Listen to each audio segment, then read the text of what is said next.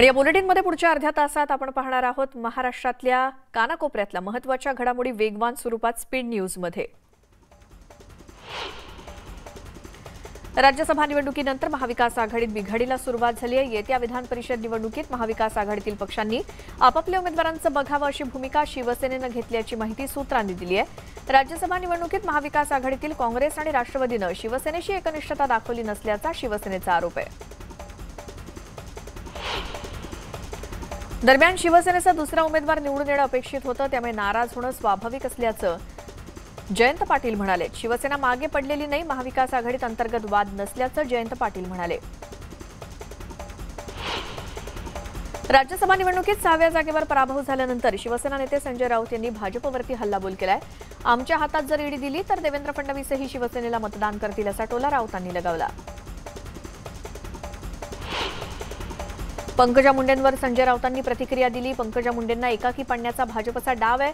आम्हाला पंकजा मुंडेंची चिंता आहे। मुंडे कुटुंबाचं आणि शिवसेनेचं जिव्हाळ्याचं नातं आहे असं वक्तव्य राऊतांनी केलं होतं।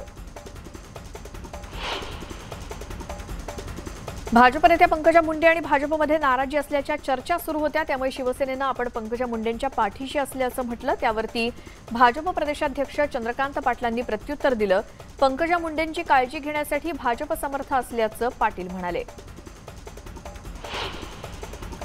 नवनिर्वाचित खासदार अनिल बोंडे नागपुरात आल्यानंतर त्यांचे जंगी स्वागत करण्यात आलं। नागपूरला आल्यावर त्यांनी दीक्षाभूमीवर जाऊन दर्शन घेतलं। येत्या काळात संजय राऊतांनी बोलणं थांबवलं नाही तर भविष्यात शिवसेना संपून जाईल असं मत खासदार अनिल बोंडेंनी व्यक्त केलं।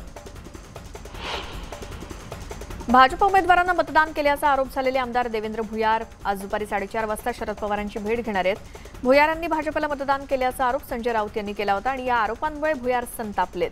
राऊतांनी केलेल्या आरोपांवर आपली बाजू ते पवारांकडे जाऊन मांडणार आहेत।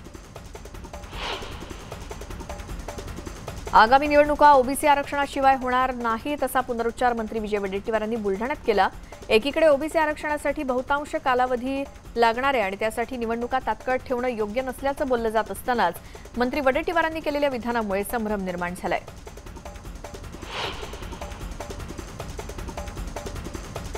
केंद्रीय मंत्री नारायण राणेंनी पुन्हा एकदा मुख्यमंत्री उद्धव ठाकरेंवरती निशाणा साधला। निवडणुकीत शिवसेनेच्या उमेदवाराचा पराभव झाल्यामुळे मुख्यमंत्री उद्धव ठाकरे यांनी आपली विश्वासार्हता गमावली आहे, त्यामुळे त्यांनी नैतिकता बाळगून आपल्या मुख्यमंत्रीपदाचा तत्काळ राजीनामा द्यावा अशी मागणी नारायण राणेंनी केली।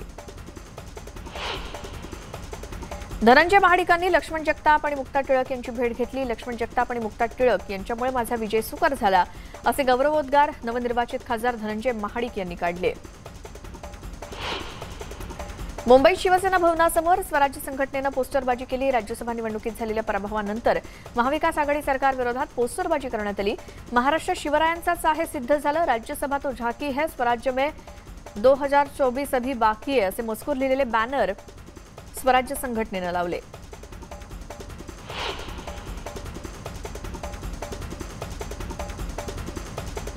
विधान परिषदेचे विरोधी पक्षनेते प्रवीण दरेकर बीड दौऱ्यावरती असताना त्यांचा ताफा रोखण्याचा प्रयत्न झाला। बीड उस्मानाबाद सीमेवरती ताफा रोखण्याचा प्रयत्न पंकजा मुंडे समर्थकांनी केला। पंकजा मुंडेंना विधान परिषदेत उमेदवारी न दिल्यानं कार्यकर्ते आक्रमक झाले असून यावेळी त्यांनी जोरदार घोषणाबाजी केली आणि यावेळी प्रवीण दरेकरांनी गाडीतून उतरून कार्यकर्त्यांची भेट घेतली। भुसावळ तालुक्यातील फेकरी टोलनाका बंद करण्याची मागणी जोर धरू लागली आहे। आज पुन्हा मनसेच्या कार्यकर्त्यांनी आंदोलन केलं। गेली अनेक वर्षांपासून हा टोलनाका सुरू असून तो बंद करण्याची मागणी जोर धरू लागली आहे। महाराष्ट्र नवनिर्माण सेनेच्या कार्यकर्त्यांनी घोषणाबाजी करत टोलनाक्यावर आंदोलन केलं। तिवरे धरण दुर्घटनेला जबाबदार अधिकारी आणि ठेकेदारावर कारवाईचे आदेश देऊनही अद्याप कारवाई झाली नसून सरकार दोषींना वाचवण्याचा प्रयत्न करत असल्याचा आरोप भाजपचे नेते निलेश राणे यांनी केला। दोषींवर कारवाई होईपर्यंत आम्ही स्वस्थ बसणार नसल्याचं निलेश राणेंनी म्हटलं। पुरोगामी महाराष्ट्रात अंधश्रद्धेचा कळस पाहायला मिळतो। एका आदिवासी महिलेला चेटकीण ठरवण्यात आल्याचा धक्कादायक प्रकार पालघरच्या बेरशेती गावात उघडकीस आला। गावातल्या एका लग्न समारंभामध्ये कुलदेवतेची पूजा सुरू होती। या पूजेवेळी सागर पाटील आणि करण पाटील या दोघांनी स्वतःच्या अंगात देवाचा वारा आल्याचा बनाव केला। देवघरातून त्यांनी बाहेर येत एका आदिवासी महिलेवर भंडारा उधळत ती चेटकीण असल्याचा आरोप केला। सोलापुरात तक्रार घेऊन आलेल्या राजकीय पदाधिकाऱ्याला पोलिसांनी शिवीगाळ केल्याची घटना समोर आली। बार्शीतील पांगरी पोलीस स्टेशनमध्ये तक्रारदार नवाज मुलाणीला पोलीस कर्मचाऱ्यांना अक्षरशः शिव्यांची लाखोळी वाहिली। संध्याकाळी 4 वाजता तक्रार दाखल करण्यासाठी गेलेल्या तरुणाला 2 तास वाट पाहावी लागली। यानंतर आलेल्या पोलिसांना तक्रारदाराचं काही ऐकून न घेता शिव्यांची मालिकाच सुरू केली। पोलिसांनी शिवीगाळ केल्याचा हा व्हिडिओ समोर आलाय। गोंदियामध्ये रब्बी हंगामातील धान खरेदीला वाढीव मुदत देण्यात आली होती, मात्र धान खरेदीचे उद्दिष्ट पूर्ण झाल्यानं धान खरेदी थांबवण्यात आली आहे। तसंच पत्र जिल्हा पणन अधिकाऱ्यांनी काढल्यामुळे धान उत्पादक शेतकरी अडचणीत आलेत। नंदुरबारमध्ये पावसाळ्यात अनेक गावांचा संपर्क तुटत असतो, त्यामुळे सातपुडा पर्वतरांगांमधील वसलेल्या गावामध्ये 4 महिन्यांचे आगाऊ धान्य पोहोच झालंय। अन्न पुरवठा विभागाने 4 महिन्यांसाठी 16,109 क्विंटल तांदूळ, 5,000 क्विंटल गहू लाभार्थ्यांपर्यंत पोहोचवलेत। देहूमधील तुकारामांचं मंदिर 3 दिवसांऐवजी केवळ एकच दिवस सर्वसामान्य नागरिकांसाठी बंद राहणार आहे। 14 जूनला पंतप्रधान नरेंद्र मोदींचा देहू दौरा आहे, त्यानिमित्तानं मंदिर आजपासून बंद ठेवण्यात येणार होतं, मात्र भाविकांची अडचण लक्षात घेता या निर्णयात बदल केलाय। मंदिर केवळ एकच दिवस बंद ठेवलं जाईल। 14 तारखेला दौऱ्याच्या दिवशीच मंदिर बंद असणार आहे।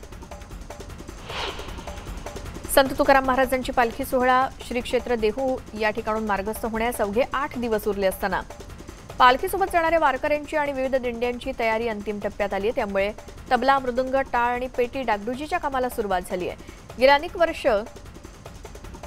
गेली 2 वर्ष आषाढी पायीवारी न झाल्यामुळे भजनासाठी आवश्यक असलेल्या पखवाजासह इतर भजन साहित्य दुरुस्तीची लगबग दिसून येते। पंढरपूरच्या रुक्मिणी मातेच्या मूर्तीच्या पायाची झीज झाल्याचं समोर आल्यानंतर रुक्मिणी मातेच्या पायावरती वज्रलेपन करण्याचा निर्णय घेण्यात आला। त्यानुसार रुक्मिणी मातेच्या चरणांवरती वज्रलेपन करण्यात आलं आणि या वज्रलेपनामुळे भाविकांना दर्शनासाठी मंदिर 24 तास बंद ठेवण्यात आलंय।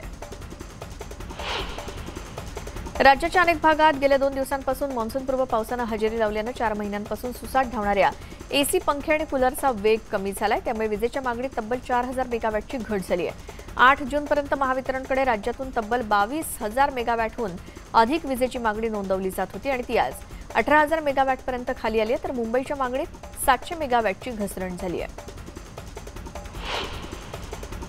ग्रामीण भागातील नागरिकांच्या पाण्याचा प्रश्न कायमचा निकाली लावावा हा हेतू डोळ्यासमोर ठेवून सरकार अनेक योजना राबवत असतं, मात्र अजूनही गुहागरमधील पालशेत गावात पाणी योजना रखडली आहे। राज्य सरकारनं पाणी प्रश्न सुटावा यासाठी जल जीवन मिशन योजना राबवली, मात्र दुसरीकडे यंत्रणा आणि ठेकेदारांच्या सुस्त कारभारामुळे ही योजना रखडली आहे। जळगाव जिल्ह्यात मान्सूनपूर्व पावसानं हजेरी लावल्यानंतर काही शेतकऱ्यांनी पेरणी करायला सुरुवात केली, मात्र गेल्या 2 दिवसांपासून दमदार हजेरी लावलेल्या पावसामुळे शेतकऱ्याचं नुकसान झालंय। 15 दिवसांपूर्वी कपाशीची लागवड केली होती, मात्र पावसामुळे लावलेली बियाणं वाहून गेली आहेत। वाशिम जिल्ह्यातील आसे गावात मुसळधार पाऊस झालाय। पावसामुळे आठवडी बाजारात तारांबळ उडाली। काही भागात पावसाचं पाणी लोकांच्या घरात शिरलं, त्यामुळे लोकांचे हाल झाले। बुलढाण्यातील खामगाव, नांदुरा, शेगाव, मलकापूरमध्ये पावसानं दमदार हजेरी लावली, त्यामुळे बळीराजा सुखावला असून शेतीच्या कामांना सुरुवात झाली आहे। पावसानं हवेत गारवा निर्माण झाल्यानं उकाड्यानं त्रस्त नागरिकांना दिलासा मिळालाय। नालासोपाऱ्यात पावसानं दमदार हजेरी लावली। सतत पडणाऱ्या पावसामुळे गालानगर परिसरात पाणी साचलं होतं। पालिकेनं नालेसफाईचे मोठे दावे केले होते, मात्र पहिल्याच पावसात नालेसफाईची पोलखोल झाली।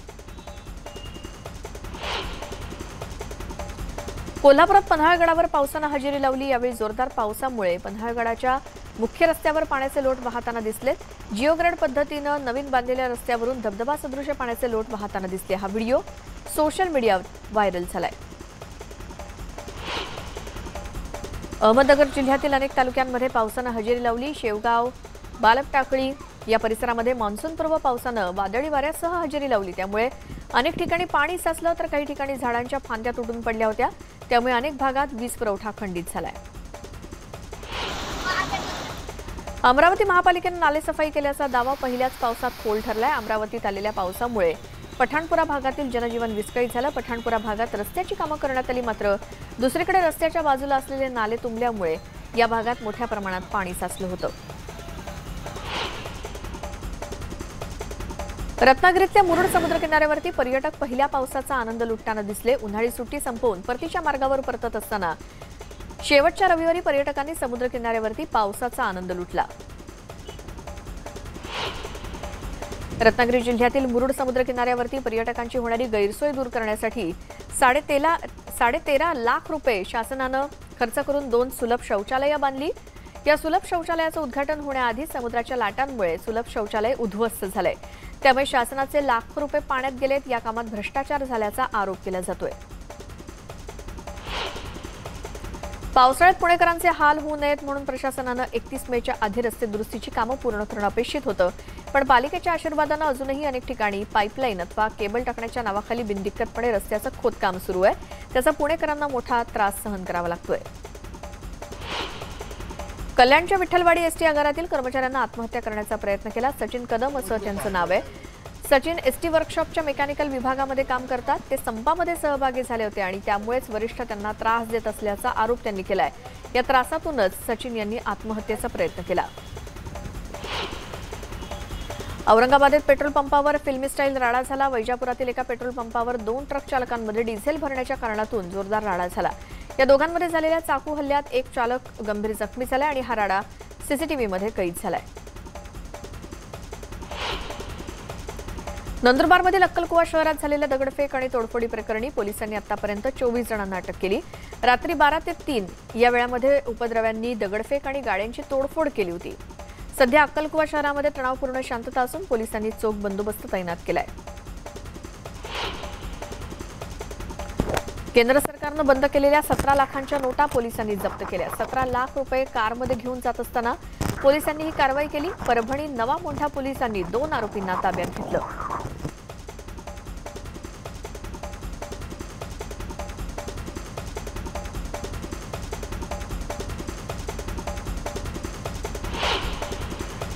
डोंबिवलीतल्या 3 सराईत चोर बहिणींना जेजुरीमध्ये बेड्या ठोकण्यात पोलिसांना यश आलंय। डोंबिवलीत घरफोडी करून मग या 3 बहिणी कुटुंबासह थेट जेजुरीला देवदर्शनाला गेल्या होत्या।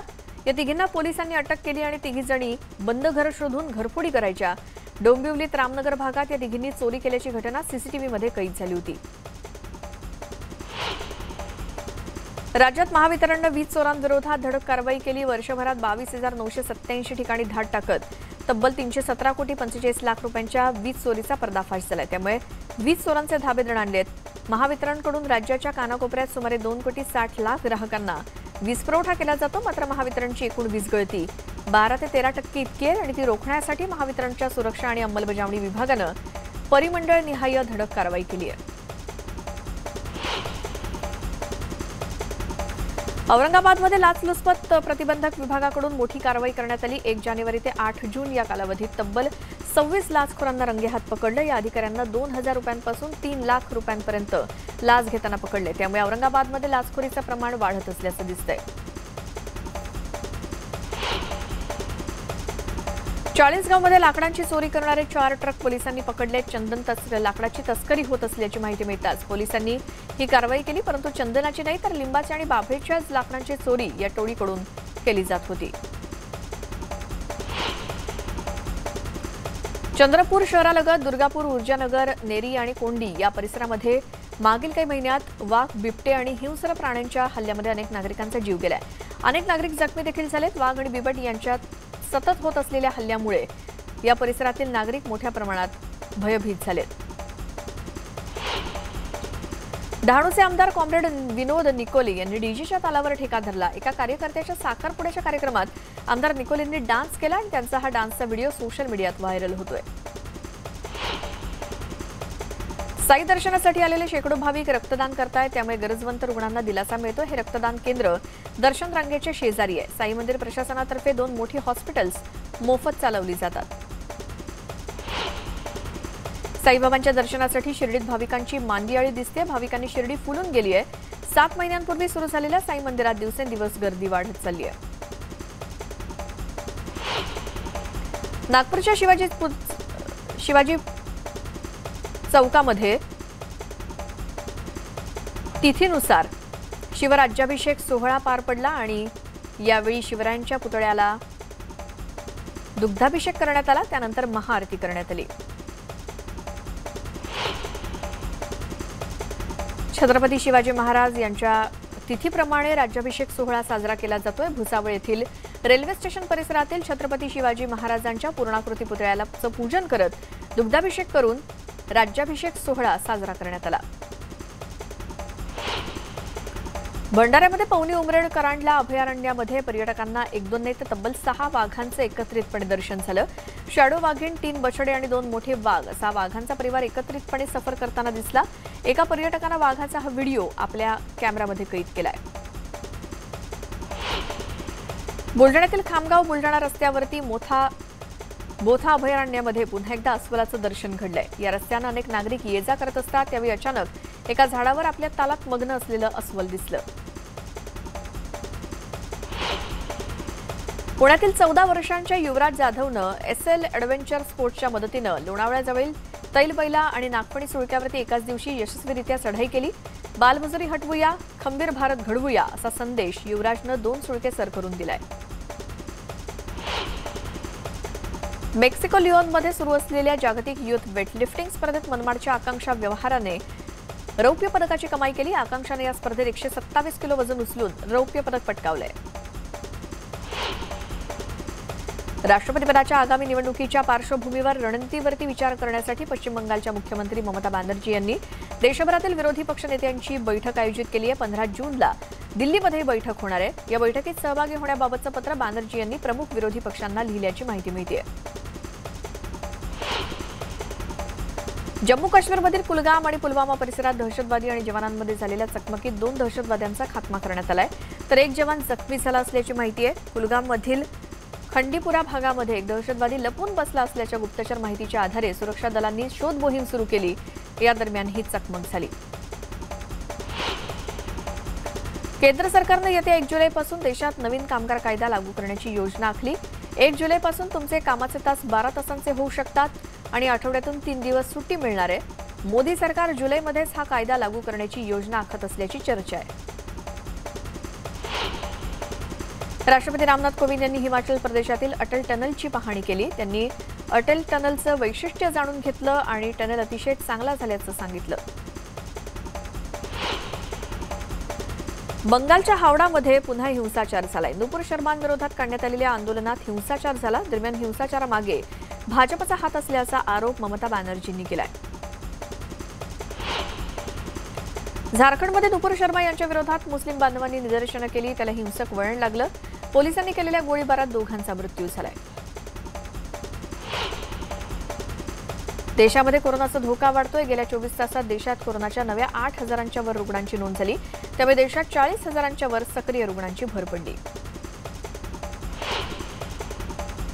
चीनला लागून असलेल्या आंतरराष्ट्रीय सीमेसंबंधी मतभेद आणि संघर्ष दूर करण्यासाठी भारताकडून शक्य ते सर्व प्रयत्न सुरू असताना चीनकडून मात्र सीमेवरील आगळीक सुरू आहे. पूर्व लडाखच्या सीमेवरील होतान विमानतळावर चीननं तब्बल 25 फायटर जेट्स तैनात केली आहेत. यामध्ये J-20 आणि J-11 या जेट्सचा समावेश आहे.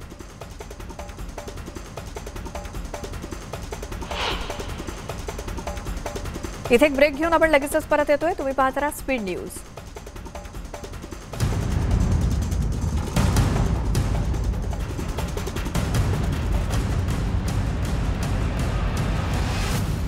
पावसात फोल ठरलाय. अमरावतीमध्ये आलेल्या पावसामुळे पठाणपुरा भागामधील जनजीवन विस्कळीत झाले. तर पठाणपुरा भागात रस्त्याची कामं करण्यात आली. मात्र दुसरीकडे रस्त्याच्या बाजूला असलेले नाले तुंबल्यानं या भागात मोठ्या प्रमाणावर पाणी साचलं होतं.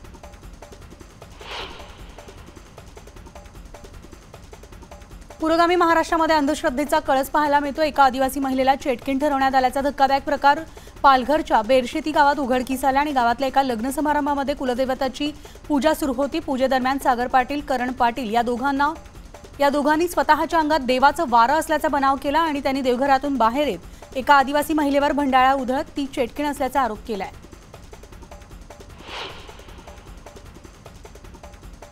सोलापुरामध्ये तक्रार घेऊन आलेल्या राजकीय पदाधिकाऱ्याला पोलिसांनी शिवीगाळ केल्याची घटना समोर आली आहे. तर बार्शीतील पांगरी पोलीस स्टेशनमध्ये तक्रारदार नवाज मुलाणीला पोलीस कर्मचाऱ्यांना अक्षरशः शिव्यांची लाखोली वाहिली. संध्याकाळी 4 वाजता तक्रार दाखल करण्यासाठी गेलेल्या तरुणाला 2 तास वाट पाहावी लागली आणि त्यानंतर आलेल्या पोलिसांनी तक्रारदाराचं न ऐकताच शिव्यांची मालिकाच सुरू केली. पोलिसांनी शिवीगाळ केल्याचा हा व्हिडिओ समोर आलाय.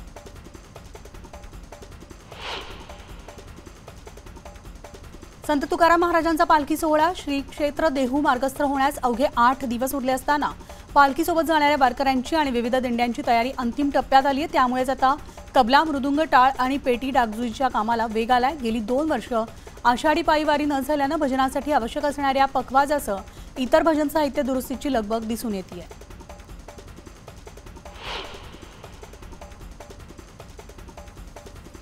पंढरपूरच्या रुक्मिणी मातेच्या मूर्तीच्या पायाची झीज झाल्याचं समोर आल्यानंतर रुक्मिणी मातेच्या पायावर वज्रलेपन करण्याचा निर्णय घेण्यात आलाय. त्यानुसार रुक्मिणी मातेच्या चरणांवर वज्रलेपन करण्यात आलंय. तर या वज्रलेपनामुळे भाविकांना दर्शनासाठी मंदिर 24 तास बंद ठेवण्यात आले.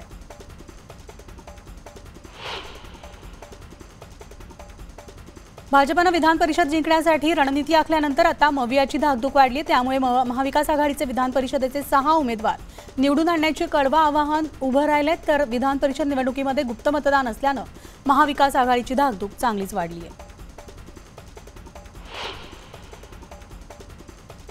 गेल्या 3 आठवड्यांपासून पेट्रोल डिझेलच्या दरात बदल करण्यात आलेला नाही. केंद्र सरकारनं अबकारी कर कमी केल्यानंतर जो काही बदल झालाय तो तसाच आहे. असं असताना देखील जागतिक पातळीवर कच्च्या तेलाच्या किमतीत मोठी वाढ झाली आणि हा दर 10 वर्षांपूर्वीचा सर्वाधिक किमती इतका झाला आणि त्यामुळे येत्या काळात कंपन्यांवर दबाव येऊन इंधनांच्या दरात वाढ होण्याची शक्यता आहे.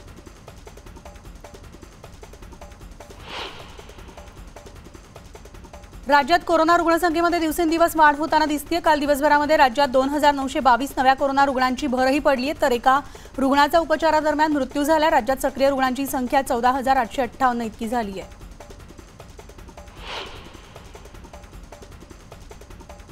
मुंबईत कोरोना रुग्णसंख्येत मोठी वाढ नोंदवण्यात आली आहे. मुंबईमध्ये काल दिवसभरात 1745 नव्या रुग्णांची भरही पडली आहे. त्यामुळे मुंबई पालिका प्रशासनाची चिंता अधिकच वाढली आहे.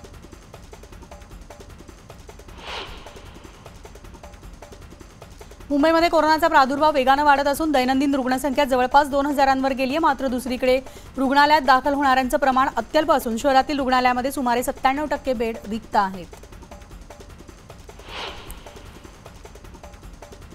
राज्यात कोरोनाचा प्रादुर्भाव पुन्हा वाढल्यानंतर लसीकरणामध्ये सुमारे 66% वाढ झाली आहे. मात्र दुसरीकडे 18 वर्षांवरील 1,72,00,000 नागरिकांनी अद्याप दुसरी मात्रा घेतलेली नाही. तर राज्यात दोन्ही मात्रा पूर्ण केलेल्यांचं प्रमाण सुमारे 77% इतकं आहे.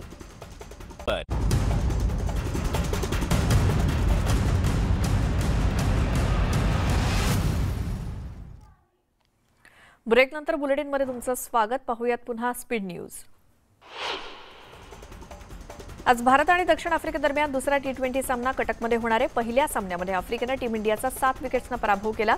पहिल्या सामन्यात भारतीय संघाची कमकुवत गोलंदाजी पाहता दुसऱ्या T20 सामन्यात भारतीय संघात काही बदल होण्याची शक्यता आहे आणि आजच्या सामन्यात अर्शदीप सिंग किंवा उमरान मलिक यांना भारतीय संघामध्ये पदार्पणाची संधी मिळण्याची शक्यता आहे. FIH प्रो लीगमधील सामन्यामध्ये भारताच्या पुरुष हॉकी संघानं दमदार कामगिरी केली आणि ऑलिम्पिक विजेत्या बेल्जियमला भारताच्या संघानं पराभूत केलंय. रोमांचक सामन्यामध्ये शूटआउटमध्ये भारतीय संघानं बेल्जियमचा 5-4च्या फरकानं पराभव केला. हरमनप्रीत सिंग, जर्मनप्रीत सिंह आणि शमशेर सिंह यांचा भारताच्या विजयामध्ये सिंहाचा वाटा होता आणि या तिघांनी 3 गोल केल्यामुळे सामना बरोबरीत सुटला. त्यानंतर शूटआउटमध्ये भारतीय संघानं बाजी मारली.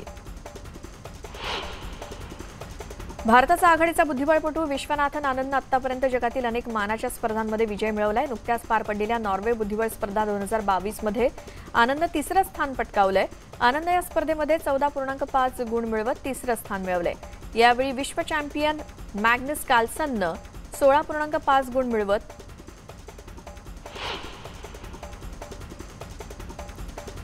बॉलिवूड अभिनेता अक्षय कुमारचा सम्राट पृथ्वीराज हा सिनेमा सध्या चर्चेत आहे. 3 जूनला सिनेमा प्रेक्षकांच्या भेटीला आलाय. मात्र बॉक्स ऑफिसवर हा सिनेमा अयशस्वी ठरलाय. आतापर्यंत या सिनेमानं फक्त 55 कोटींची कमाई केली आणि आता सम्राट पृथ्वीराज सिनेमा पाहण्यासाठी प्रेक्षक जात नसल्यामुळे हा शो रद्द करण्यात आलाय. एका शैक्षणिक संस्थेला पाठिंबा दिल्यानं अल्लू अर्जुनच्या अडचणीत वाढ झाली. दिशाभूल करणाऱ्या जाहिरातीत अल्लू अर्जुननं काम केल्याचा दावा करण्यात आला. त्यामुळे दिशाभूल करणाऱ्या जाहिरातींवरती कारवाई करण्यात यावी अशी मागणी सामाजिक कार्यकर्ते करतायत. प्रसिद्ध फॅशन डिझायनर प्रत्युषा गरिमेल्ला हिचा मृत्यू झाल्याची धक्कादायक घटना समोर आली. प्रत्युषा तिच्या तेलंगणा इथल्या राहत्या घरामध्ये पोलिसांना मृत अवस्थेमध्ये आढळली. पोलिसांनी तिच्या बेडरूममध्ये कार्बन मोनॉक्साईड सिलेंडर सापडलाय आणि त्यामुळे प्रत्युषानं कार्बन मोनॉक्साईडचा वापर करून आपलं आयुष्य संपवल्याचा प्राथमिक अंदाज वर्तवला जातोय. प्राजक्ता माळीनं आपल्या इंस्टाग्राम अकाउंटवरून एक पोस्ट शेअर केली आहे. त्यामध्ये तिनं रानबाजार वेबसिरीजसाठी तिला स्वतःमध्ये काय बदल करावा लागला याची माहिती व्हिडिओ शेअर करत दिली आहे. प्राजक्ता या वेबसिरीजमध्ये सतत गुटखा खाताना दिसते. रेड लाईट भागातील महिलांना असलेलं व्यसन दाखवण्यासाठी हे दृश्य आपल्याला दिसतंय आणि यासाठी प्राजक्ताला गुटखा कसा खातात याचा देखील सराव करावा लागला.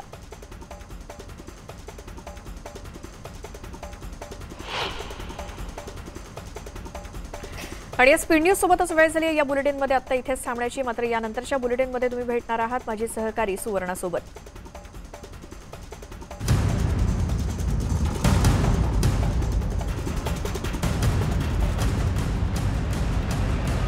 आता भाविकांची अडचण लक्षात घेता या निर्णयात बदल करण्यात आलाय. मंदिर केवळ 1 दिवस बंद ठेवण्यात येणार असून 14 तारखेला दौऱ्याच्या दिवशी केवळ मंदिर बंद राहणार आहे.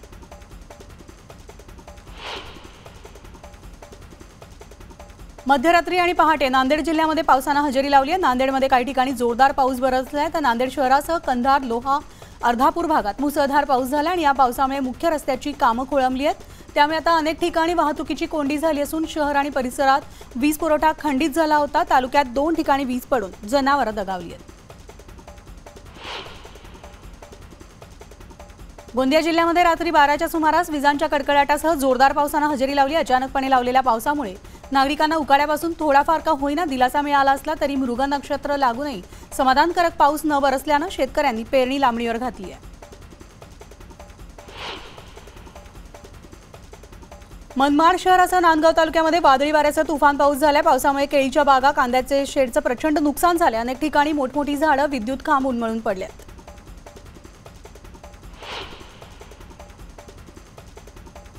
जळगाव जिल्ह्यामध्ये मान्सूनपूर्व पावसाने हजेरी लावल्यानंतर काही शेतकऱ्यांनी पेरणी करण्यास सुरुवात केली होती. मात्र गेल्या 2 दिवसांपासून दमदार हजेरी लावलेल्या पावसामुळे शेतकऱ्यांचं नुकसान झालं आणि 15 दिवसांपूर्वी कपाशीची लागवड केली होती. मात्र पावसामुळे लावलेली बियाणं वाहून गेली आहेत. वाशिम जिल्ह्यातील आसे गावामध्ये मुसळधार पाऊस झाला. पावसामुळे आठवडी बाजारात तारांबळ उडाल्याचं पाहायला मिळाले तर काही भागामध्ये पावसाचं पाणी लोकांच्या घरात शिरलं होतं आणि त्यामुळे लोकांचे हाल झालेत. बुलढाण्यामधील खामगाव, नांदुरा, शेगाव, मलकापूरमध्ये पावसाने दमदार हजेरी लावली. त्यामुळे बळीराजा सुखावलाय तर शेतीच्या कामांनाही सुरुवात केली आहे. पावसाने हवेत गारवा निर्माण झाल्यामुळे उकाड्यानं त्रस्त नागरिकांना दिलासा मिळालाय.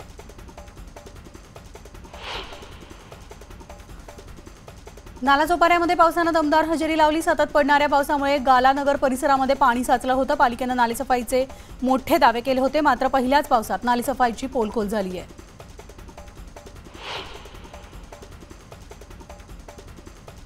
पावसाळा सुरू झाल्यानंतर अंबरनाथ नगरपालिकेला नालेसफाई करण्याची जाग आली. मात्र नालेसफाई केल्यानंतर निदान नाल्यातील गाळ आणि कचरा ठेकेदाराकडून उचलणं अपेक्षित होतं. मात्र 2 दिवसांपासून नाल्यातील गाळ आणि कचरा रस्त्यावर पडून आहे आणि त्यामुळे नागरिकांना दुर्गंधीचा सामना करावा लागतोय.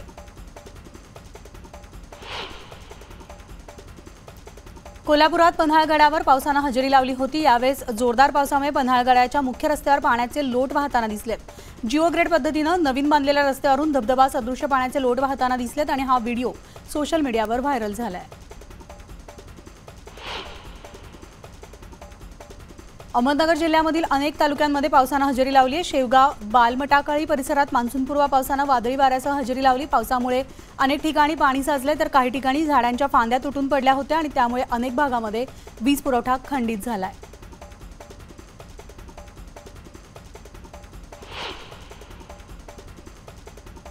अमरावती महापालिकेनं नालेसफाई केल्याचा दावा पहिल्याच पावसात फोल ठरलाय. अमरावतीमध्ये आलेल्या पावसामुळे पठाणपुरा भागामधील जनजीवन विस्कळीत झाले तर पठाणपुरा भागात रस्त्याची कामं करण्यात आली.